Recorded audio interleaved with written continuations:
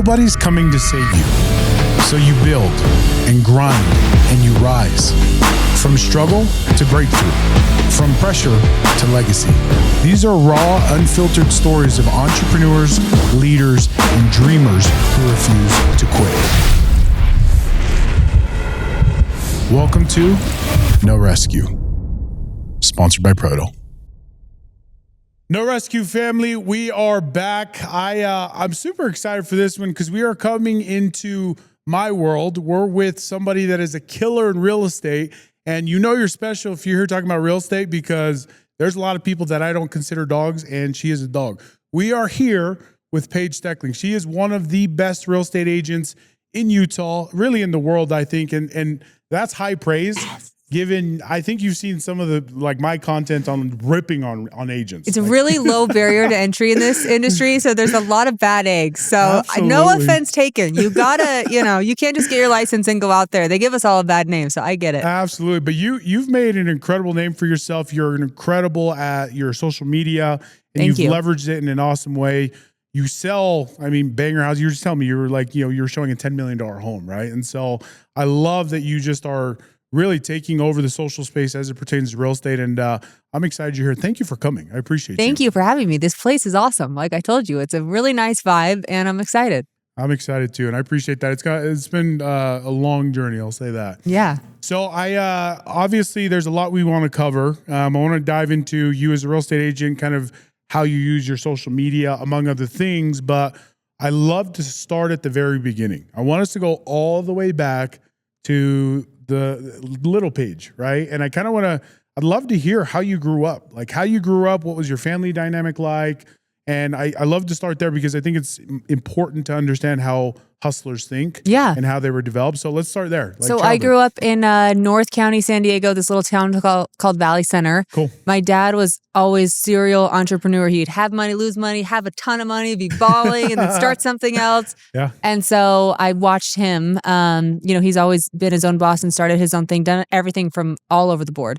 And I grew up with a really big family, which I think is, like the Polynesian culture. Yeah, we have all of my cousins are like my brothers and sisters. Yeah. And like all of us would go to everyone's games. I love that. And so my mom was an only child. She passed away, but my dad has one brother and one sister, and them and all their kids, both my grandparents lived in the same city. So we all went to the same high school. Love it. We grew up Mormon. We all were in the same ward. Yeah. And it was really fun. And I think it's really healthy for kids to grow up that way just because you feel like you have backup. Like you have your people, you have people would like kill for you, you'd kill for them, that have your back.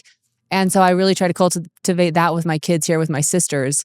But ended up coming up to school to go to BYU. Love it. My parents both went there. I did not want to go there. I was a little bit rebellious as a child, like in high school. I was like the one rebellious one in my like immediate family.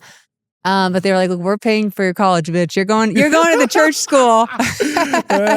Love it. So came up here and did not graduate. Yeah. I'm like a semester away, so really close. My dad, in 2008, the market crashed. And anyways, he went through a difficult spot. Was he in real estate? You talk about what did he do? He did everything. So he had a construction company called Romero Construction. They mostly did like grading and paving, like a bunch of the highways and stuff like that. Yeah. He like opened up a bunch of the first Love Sacks. He was friends with the guy that started it in San Diego. And then now he's doing like this. He does like these surgery centers he's all over the place. I feel like anything he just serial entrepreneur. Yeah, like, exactly. Actually, that's awesome. But anyways, ended up getting my real estate license like 12 years ago and just loved it. Yeah. And honestly, I wouldn't say I was like, oh my gosh, this is my passion. I want to sell houses forever. But I'm like, this is some good money in this industry. And I ended up loving being able to kind of set my own schedule and pick and choose who I wanted to work with. I want to preface that a lot of agents get into the industry and think like, oh, I want to be a real estate agent because I want to be my own boss and set my own schedule. You are a lot of times at the mercy of your clientele. But once you get to a certain point, you can also pick and choose who you want to take on and who you want to work with. And there's ways to like be better at setting your own schedule and set the precedent up front. Like, these are my hours. This is when we work. If something comes up, we can do it. But I love it. Yeah, I've been doing that for 12 years now. I love it. And we're going to dive into that, but I want to kind of come back, right? There's a few things that you said that I want to touch on and kind of dive into. So help me understand, like, when was the first, like, and it sounds like it was your dad, but when was the first like interaction that you had with entrepreneurship? Like that, it really clicked for you, right? Because for me growing up, like you see your dad work and it's just work. But at a certain point in time, you now realize this dude's an entrepreneur. He's a serial entrepreneur. When was that for you? I mean, I think I got from him just like different ideas. Even when I was in college, I remember trying to think of different ideas or business I could start to make money. And it just didn't excite me to go work for somebody else and go do, like I said, I've always been kind of rebellious. So I never have been super good at like being told what to do and being controlled. And I really like freedom and to have the freedom to do whatever I want and do my own thing and build my own thing and try new things. I feel like we only have one life and I want to do everything. Like I want to experience everything. I want to be able to go where I want to go, you know, like create a life that just feels amazing. I'm around the people I want to be around. And so I feel like kind of watching my dad, I'm just like, okay, I would rather start something and go all in and be able to create something on my own rather than be like stuck more in a box. I don't do well with that. Yeah. Well, and the only reason I ask is really just because I know your sister, Sydney, and I feel like she's the same way. She's got like the same bug. She's more intense than me. She's got this like fire. Like she'll freaking kill you if you cross her. Sydney's the only person I'm like, I got to tiptoe around a little bit because I don't want to piss her off. But she is a hustler. She's always been a hustler. And your other sisters are too, right? Yeah. Like, you're all kind of. Yeah. So anyways, but yeah, she has the bug for sure. And she wants to, you know, just like have a big life, make what happen, create like just an amazing dream life and experience everything. Like I'm the same way that I want to experience while we're here, you know? Yeah. So because obviously it sounds like all of you kind of learned some, you know, entrepreneurs, you had touches of it with your dad. When real estate? Like why was that a thing for you? When did it become? Was it just 12 years ago? Was it earlier than that? Yeah, for me, I moved up to Utah and then I was kind of getting to the age where some of my friends were starting to buy houses. Some of my cousins who I said were like my brothers, they were starting to get into real estate investing a little bit. And I'm like, I don't know anyone that's an agent. Like somebody in our family should be a real estate agent. And so I called a couple of the big agents around here that I knew just through like acquaintances. And I was like, hey, how do you do this? What does this look like? What does it mean? And this one agent who's super successful, she was like, yeah, you need to start. But she's like, why would anybody use you? Like, she's like, real estate agents, like, just feel like entitled, like they get their license and everyone should just use them and they should make a bunch of money. And she's like, why is anyone going to use you over me? Like, I've sold this many houses. I know what I'm doing. I know what to do. And so she's like, why would they use you over me? She kind of like called me out, and I was like, well, my family like support, like my people will use me. Like I'm a hustler. Yeah, exactly.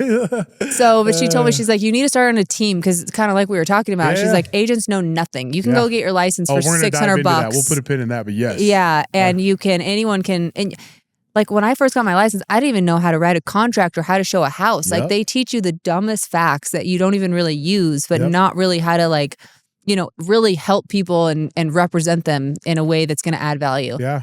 So she told me that she recommended like starting on a team. So I joined a team before I even finished my license. And then it was great because he would just hand me deals. I'd freaking hustle and do all the work. And then we'd split it 50-50.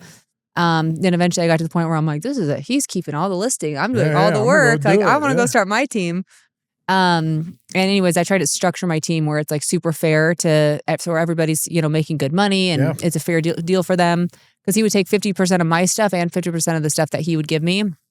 But anyways, then I decided to leave the team and then I've like, I don't know where it comes from, but I'm like, I cannot fail. Like, I'm just competitive. I'm like, I don't want to go out on my own and then I just like fall by the wayside. I'm like, dude, I have to be able to do this on my own. Otherwise it's going to be embarrassing. Like I got to prove myself to like, absolutely. I don't even know who, but so I just kind of had that hustle and fire to make it on my own. And honestly, that feeling that you're mentioning, I feel like that's what holds most people back. They're just too scared to take that jump. Right. Yeah. And for me, it was like, you know, I did door to door for 7 years. When I finally made the jump, literally the one thing that I told myself over and over is I'd rather die than go back and tell them I need a job again. Yeah. Like, I was like, I would rather that's die. the best motivator. Yeah, it really is. I saw this meme the other day that it's like, I hate to say it, but my biggest motivation is like my haters. Like I gotta prove the haters wrong.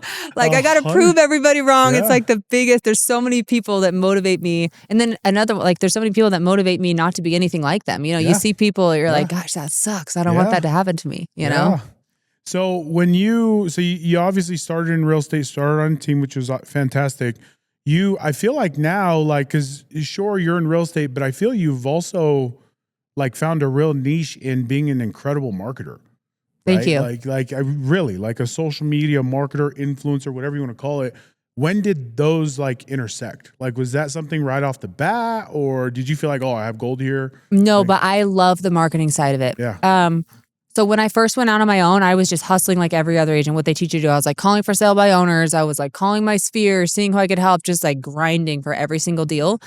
And then I started seeing Reels came out on Instagram. Yeah. They were trying to bring people back over from And when was TikTok, this? What which was timeline? blowing up. When It was was this? like 2020, 2021. Oh yeah.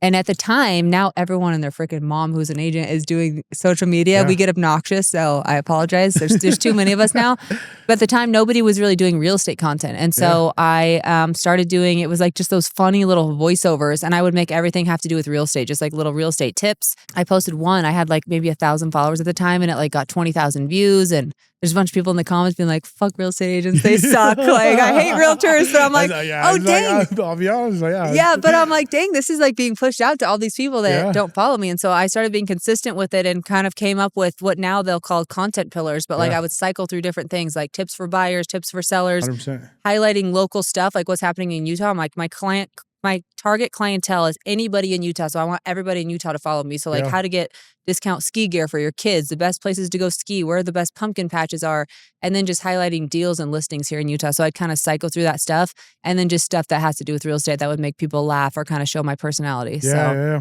And where did a lot of that, did you have any experience with marketing before this, or was this all kind of like you learning how to fly while you're in the air? Really, the motivation for that was me getting sick of how every other agent does it, which is like make your calls every single day, hit up this many people, send out this many postcards. This is your email marketing campaign. I'm like, dude, there's got to be a way where I feel like I have stuff to add value and to help people. There's got to be a way for me to get this message out to everybody without bugging people and like hitting them up constantly. So my thought there was, how can I make this like fun and entertaining, but also educate people along the way? And then when I really feel like started getting, I guess, a reputation, whatever you want to call it, for marketing, was when I started getting bigger and bigger listings from that stuff that I was just doing from my iPhone.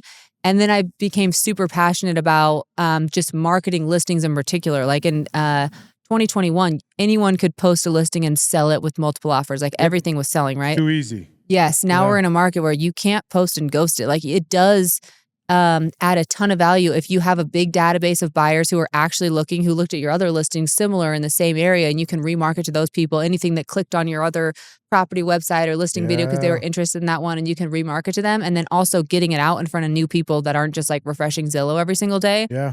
But I actually was really inspired by, there's a guy, his name is Tim Smith, and he's like the OG of listing videos. He did this listing video. He's down in Newport Beach, and he did this listing video for like a $30 million listing on the water. And he basically did a whole music video of the song Teach Me How to Dougie. He changed it to Teach Me How to Duffy and like hired actors and like did a whole music video for like how badass this house was. I was like, that is so sweet. Like, and I love creativity type of stuff. Like a spreadsheet makes me want to throw up, but like anything creative I love. And so I'm like, nobody's doing that here. Like I should do that for my listings. And so that I just was super excited about it. It kind of lit a fire in me and blew up from there. So I feel like I want to dive into this with you because you are a good agent and I hate agents. Like, I literally hate them. But the best one, and I've always told people this, I feel like in the real estate market today, the good ones need to make 3 times as much and then you get rid of the rest. Yeah. And I really think that like the real estate market as a whole would be better for it, right? We need some people weeded out, to be honest. Absolutely, right? Yeah.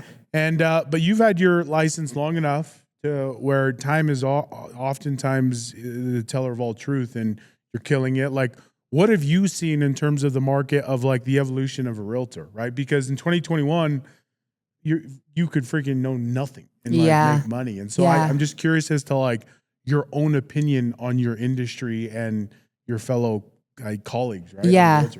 Yeah, for me, again, maybe I have a little bit of a chip on my shoulder, or I'm a little bit competitive, but like I want to be the best. And 100%. I'm thinking about putting myself in the client's shoes. Like, what are they really getting? Anyone can go on Zillow and look at all the properties that are listed. Anyone can list their own property on Zillow. There's like cheap brokerages you can find and list it on the MLS just like anybody else. But I'm like, what value am I actually providing as a real estate agent? And I want to go above and beyond to make sure everybody's getting that.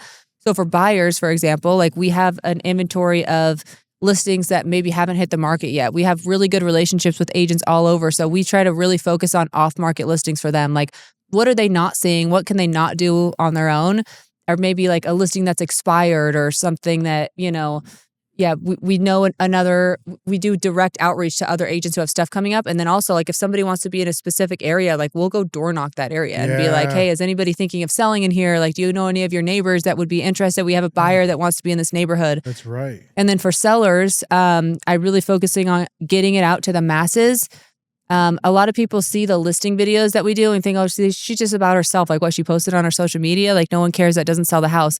First of all, it does sell the house sometimes directly. Like I had one where the granddaughter saw it on TikTok, sent it to her grandpa, and the grandpa ended up buying the house. He's not like actively looking. So for me, what I tell the seller is what we want to do is get eyeballs and shares on your house. The more eyeballs 100%. And shares, the better. That just creates more awareness and more energy and more excitement around the property.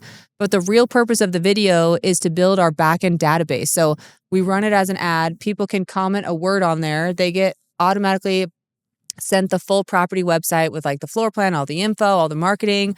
A little Google sign-on pops up. They hit continue, and then all their information is funneled to our CRM where we have them categorized by like price range, time frame, area they're looking in. So then we can remarket to those people on the back end that are actively looking and have grown this big database of buyers that are currently looking in the market. And so that adds a lot more value to the sellers. Like we're getting it out there to the masses. And at the same time, we're building this huge database with all these active buyers that we can actively market your home to, you know?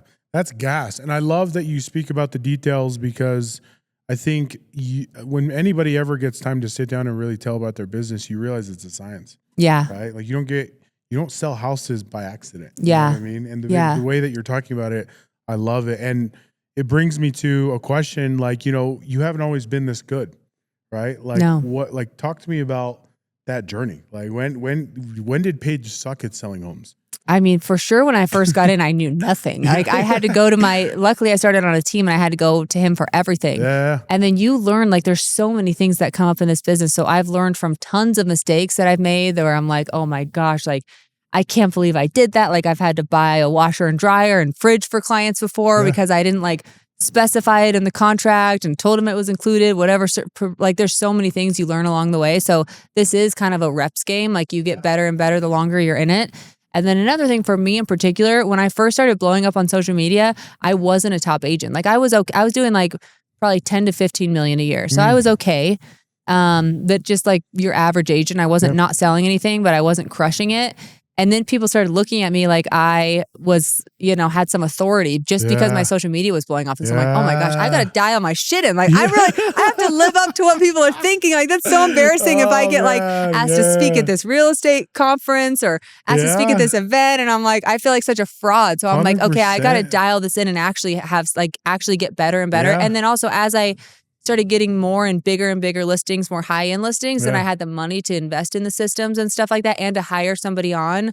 For me, like I said, what kind of lit a fire in me was the creativity, like the marketing of the listings, coming up with who is the avatar buyer that's going to buy this house? How can we create a super cool viral marketing video around them? But the details I'm not good at. So once I started getting more and more, solid financially, I was able to hire some of that stuff out and bring in people that could help me with like the spreadsheets that I just like brain. I just want to go to sleep. Yeah.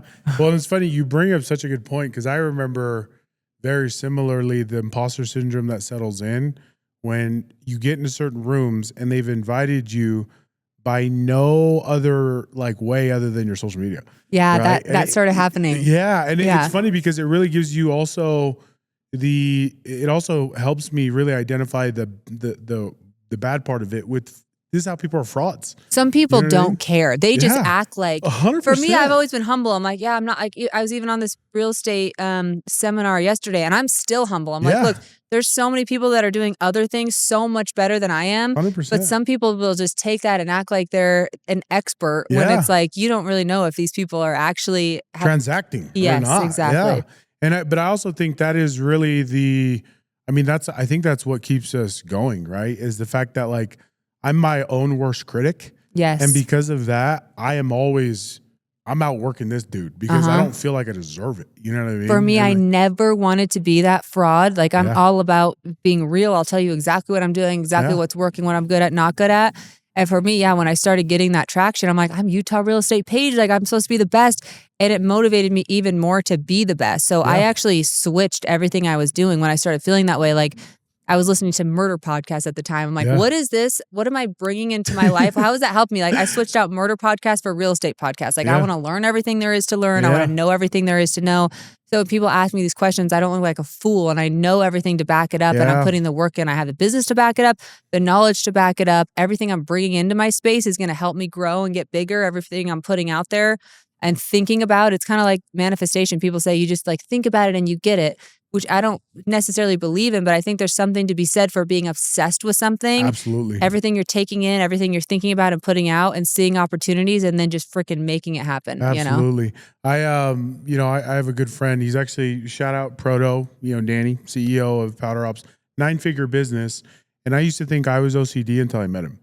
And like you meet him and the amount of obsession, and this is really against all successful people, they have an obsession about them over a specific niche that really is what creates the greatness, right? And I think that's absolutely, and it sounds like that's what it was for you. Yeah, right? They say discipline is needed when you don't have obsession. Like when you're obsessed with it, you're just automatically all in on it. Yep. And when you're not really excited about it or don't care, then it's like you have to force yourself to be disciplined, which absolutely. I'm not good at. I have ADD, so I have to go all in and just find a way to be obsessed with it. Like find whatever part of it lights that fire in you that you can get excited about it and want to go all in, This podcast is sponsored by Proto.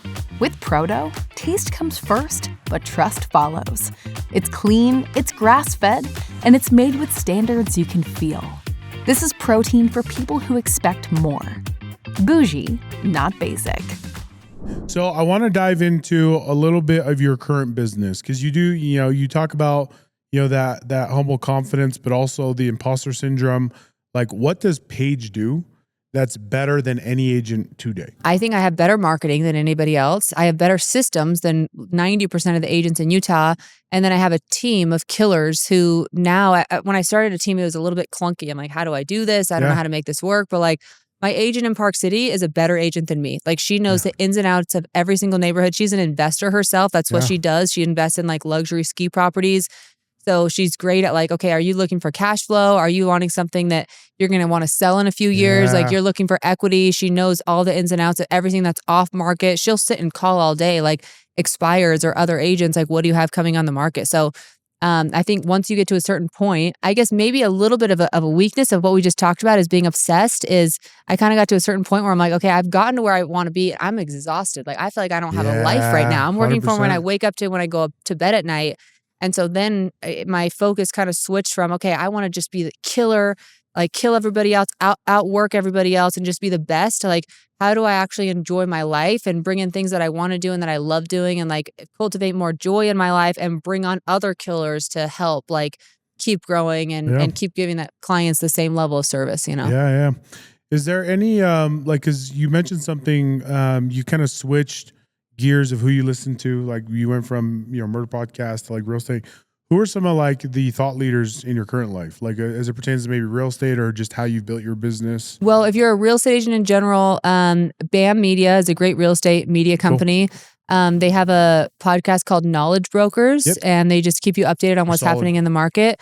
Housing Wire is great just to stay updated on, like the ins and outs, the economics of what's going on in the market. Obviously, Bigger Pockets is good if you're looking just for investments.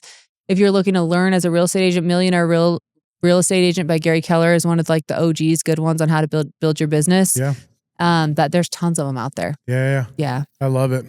Are you, so with your current setup now with your team, like, are you working with experienced agents only, or are you taking and you mentoring some? Like where's your business at in terms of that? I'm at Real Broker now, which is awesome. Everyone should be at Real Broker, not only because it benefits me, but it's also the best. They started as this tech company and they're really trying to get ahead of like AI and everything that's coming and agents not being needed anymore. They're trying to provide agents with the best tools to help the most amount of clients and get more time back. They're the fastest publicly traded brokerage in the world right now. Cool. So with Real, I brought my team over. So I have my small team at Real. Then I have a couple extensions of my team, like down in Southern Utah and different areas. But then I'm also bringing agents onto Real. So it's like kind of giving me an opportunity to open up this whole world of the business where I'm now helping other agents and training them. So I think I have like 350 agents that I've brought over to Real in Nice. general. And then Oh, so you got an army. in like the network, all over the country That's awesome. in Canada. But then I have my small team of like killers that I'm like specifically giving deals to. And then these other agents, they're benefiting just from being at Real, but I'm basically sponsoring them at Real. So anyone you bring over, you get a portion of their commission when they sell something. And so it kind of like incentivizes you to help them. Like the more they win, the more you win. Yeah. And so it creates this really cool kind of community. And there's a great stock purchase plan there too. And yeah, for me, it's kind of a no-brainer for agents. Give you multiple ways to make money and also provide a ton of value, you know? Well, and I think this is a topic that we probably should talk about, but like you talk about AI replacing the agent, but then also the whole thing with Homie. Yeah. You know what I mean? Like, what is your take with, and we talked about, obviously, there's a lot of agents that don't know what they're doing. Do you feel like that shift is starting to come? Like, is there, like, where do you feel like we're at in that market? I mean, so many people have tried to do it over and over again between like Open Door and Homie, and there's so many, Redfin, like there's so many different options that you have. And I think there's a place for them for sure. Like, I don't think that everybody wants to hire. Like for me, like I said, I try to go above and beyond in the value. Like we've got everybody on dial, whether you need an interior designer, a landscaper, a junk removal company, you need my stager to come in. Like we have everything covered. So it's kind of like I freaking love the clients who I had one client, it was like a $3 million house. I never even met him. He's like, tell me where to sign, send it, signed right away. What do you think we should list for?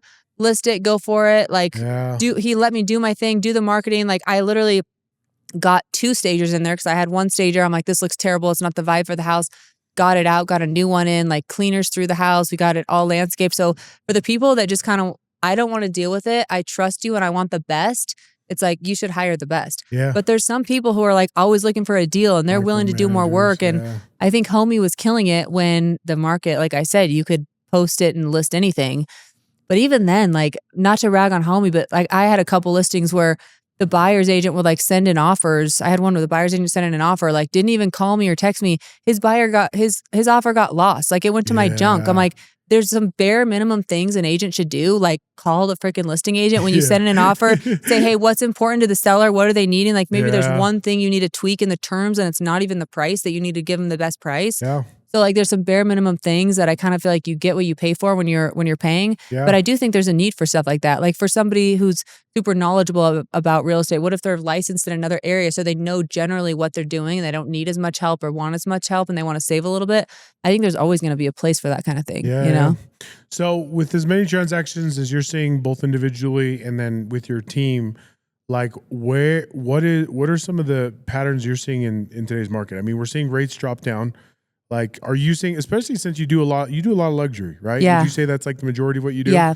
Okay. Yeah. And maybe you're not touched because, you're doing I almost feel like it's a little bit easier to sell luxury right now because it's a unique house. Those people aren't maybe hurting as much and they're ready to go if the perfect house comes up for them.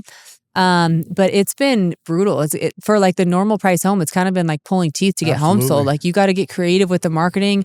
You got to be on the phones every day. Like I had an interview with Jordan Cohen. He's the number 1 RE/MAX agent in the world. And he's like, you got to act like a sports agent. Like when somebody hires you on as a sports agent, like you only get, first of all, he's like, I tell everybody, I only get paid when your house sells. And he's like, my job is to get out there and get you the actual, like the absolute most money. So I'm on the phones every single day with the best agents. Like, look at this house, selling the value of this house, like selling what makes it better, why people should offer on this one. Because, inventory has accumulated because homes are taking longer to sell. Rates have been high, so unaffordability has been high.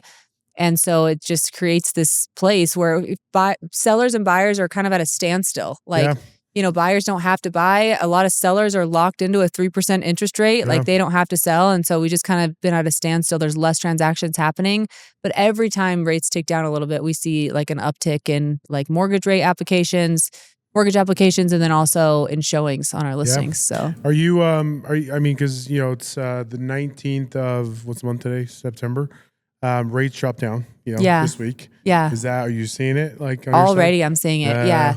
So we're seeing an influx of showings. I've got I got 2 offers just today on this like development we have just for lots. So yeah, we definitely are feeling it pick up already. And a lot of people are just waiting for the crash, but there's really, I mean, and it's not just me saying it, like every expert I talk to, there's really no indication that we're going to have a big crash like we did in 2008. That was the longest homes have ever gone down in price. And I think it was like 7 years from peak to peak. And it was like everybody was underwater on their mortgage. Nobody's underwater on their mortgage right now, you know, like everybody has equity in it. So it's not like there's a ton of homes that are suddenly going to flood the market because all these people have to sell. Like most people have equity. And I do think like obviously the housing itself is like we are low in supply relative to like people. Yeah. But also I don't think it's affordability. I think people have money, but I do think it's group think. Like, and I don't know if you feel the same, but I feel like when people start to realize that 3% are that was like that's not going to be a thing. Exactly. Yeah. Like, and that's why we're seeing like when we realize the new floor is 5, I think it's going to take off. And if we get back into the high 5s, there's going to be a huge influx of buyers that enter the market. And I don't even know if we'll get there, honestly. And it's crazy. Like in the 80s, they had like 17% interest rate. So absolutely, people are like 6% is crazy or 6.5%, 7%. I'm like, it's not that crazy comparatively. You know, homes are a lot more expensive, so it makes it harder, obviously. But I think we just kind of had shell shock from like we had interest rates in the 2s. A lot of my clients got them in the 2s for a while when they were the lowest that they were. That's insane. Yeah, I know. I would love it to get back there. I was just the queen, just raking in the uppers, selling homes left and right. That was the best. Now it's a lot more work, but if we get back down into the 5s, like it's going to be. Yeah. Well, and that's where I get so annoyed at people. I mean, like we've built our business and we've grown during a time where real estate, frankly, hasn't been great, really, especially for short-term rentals. Yeah. Right? Last 3 years. Yeah. But like there's too many people that just thought they were experts between 20 and 21 and they were giving advice that way, right? But also owners, like buyers. It's like, listen, you couldn't afford this without a 3% rate, meaning you bought the only time you could, homie. You know what I mean? Yeah. And so it's like created this weird dynamic to where I really am interested to see really the next 5 years, right? And I think it's been good. I'm feeling good about it. And I've been telling the agents like over at Real, I'm like, dude, if you can grind it out now, the agents who can grind it out and find success now, you're just going to take off. And once the market really starts to come back, and it's coming, you know, it's around the corner. Yeah. Which brings me to you and your business. Where's Paige at with her real estate, you know, company and everything you're doing in 5 years? Like what's the next step? I would love to be to the point where I have no stress. I show up and make on the good ones, like the good ones that I love and I'm excited about. I show up and do the marketing video and I have everything else dialed and taken care of. Yeah. I have a ton of agents over at Real because it's rewarding to like help other people win, like to 100%. watch people who are where you were, you know, 5-10 years ago. And you're like, oh my gosh, I know how that feels. It's like, where's my next deal coming from? Like, I don't get paid unless I sell a house. Like I don't even have anything in the pipeline, you know? Yeah. So helping people with the mindset and the strategies of how to get to where they want to be is super rewarding. So I'd love to focus a little bit more on helping other agents and then doing only what I love to do in the business, which is just coming up with the creative stuff and doing the marketing video only on the good ones.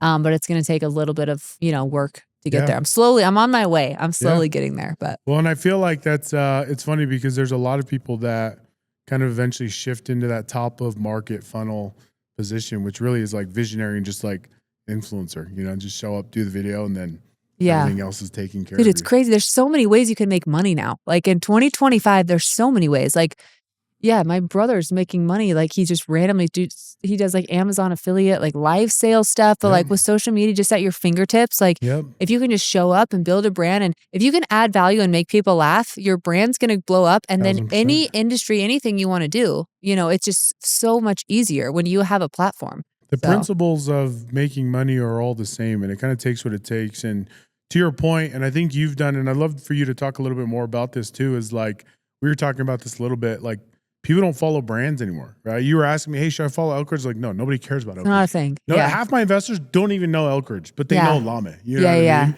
How is like for you personal, like your personal brand, you've done an incredible job, right? Thank you. I didn't even know you were at a broker, honestly. You did your own thing. And I thought you were at Steckling Real Estate or something. Yeah, you know what I mean? I appreciate that.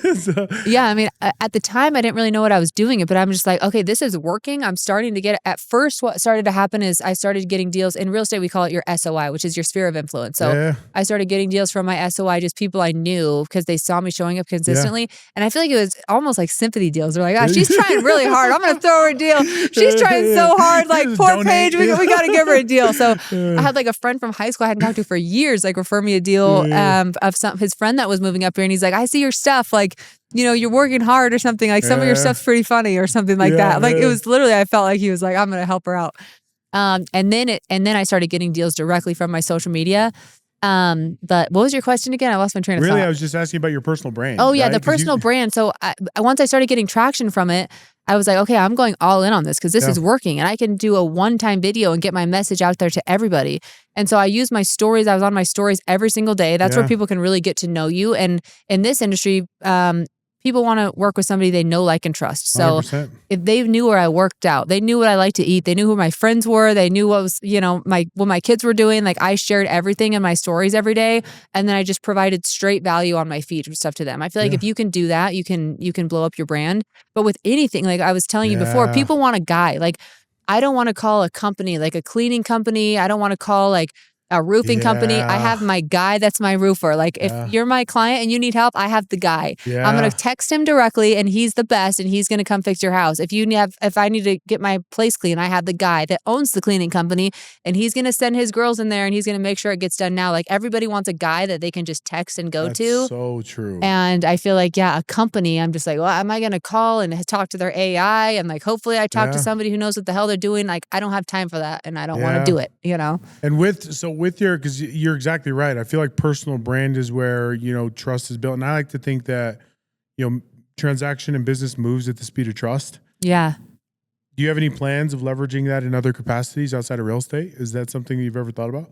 Possibly. I don't know exactly how yet. I have so many people be like, you should start getting into coaching and coach real estate agents. I'm like, I don't know. I feel like I'm kind of doing that with bringing them onto Real. Yeah. But it's so different for everybody. Like, what lights me up and what I'm excited about might be totally different for you. And 100%. I'm not going to, specialize in what you're going to be good at. But yeah, I think definitely it could lead to something else. I don't want to just like be one of those influencers who just like brags about their life. I'm just like, I don't want to see that. I want to see stuff that's actually helpful. So if there's something that I feel called to put out into the world to help people, that I can turn that into some other way of making money, possibly. We'll see. I love to travel. Like, I've been traveling a lot. That's what I really love to do, but I don't know how you really turn that into making money. But yeah. You're a traveling influencer, Yeah. I'm like that. I've said that joking that I went to the south of France. I'm like, I'm switching my account. I'm a travel influencer now. So still give me your deals, but this is the type of content I'd rather be doing. I love it.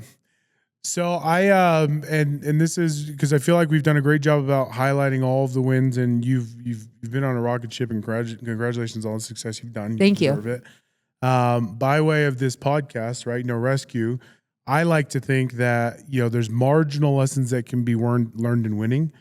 Everything's won in losing, right? Everything's learned. Like, the big lessons, I think, are learned in losing. For sure. Right. And so kind of what I'd love to hear is like, did you ever have a moment in your career where you had that moment of no rescue? Nobody's coming to save you. I'd love for you to kind of highlight some of those moments. For sure. I think I had a similar mindset that I think a lot of agents have, where they're constantly switching brokerages. Like, I've been recruited by multiple different brokerages, and they're like, oh, we're going to give you the best systems, and we're going to get so many more deals, and like, we're a luxury brand, and we're global, and we're going to help you with this, this, and this. I was a brokerage whore for a minute. I jumped around to all these different brokers thinking they were going to have the answer, and I was just going to kill it at this brokerage, where like the broker was going to take me under his wing because like everything they sold me. And ultimately, I'm like, no brokerage is coming to save you. Nobody is coming to save you. Like, you have to be responsible for getting out and grinding and getting the deals. And I heard Mark Cuban say this the other day, sales erases all problems. Like, sales solves all problems, I guess, is what he said. So it's like, if you have sales, and if you can go out there and grind and get deals, or figure out a way to get people coming to you, everything else can be figured out. Like, that's the best problem to have, if you have like an influx of things that are coming into you. So if you can go out and grind and figure out how to get business coming to you, no matter what business you're in, you're going to be able to figure out everything else. But no one is just going to come give it to you. Like, you have to get out there and figure out a way to get your message out there to the masses, or do some kind of marketing campaign, whether it's email or direct or mailers or ads or billboards or whatever it is. Like, how do you get your message out there that works and gets people coming to you? Because sales solves all. 100%. I love that. And for those watching, this is kind of, one of the last questions that I like to highlight is, for those people, because you talk about like, your moment of no rescue and what you had to do. What's your advice to those that are in that moment right now? Right? Because it's really hard to tell yourself that when you're there, Like, my advice would be, I think the universe gives you little clues. as to what path you should follow. For me, I saw that listing video in Newport Beach and I was like, that is so badass. Like, I want to do that here. Like, I want to bring that here to Utah. And I love the creative aspect of it. That seems so fun to me to go all in and do that for my clients. But for someone else, they might be more of an analytical and they're into the spreadsheets and they're deep into the numbers and they're just adding value, helping people with what the numbers are, what your rental numbers are going to be, how you're going to make this much money buying this many properties, what's happening in the market. You're going to find your people.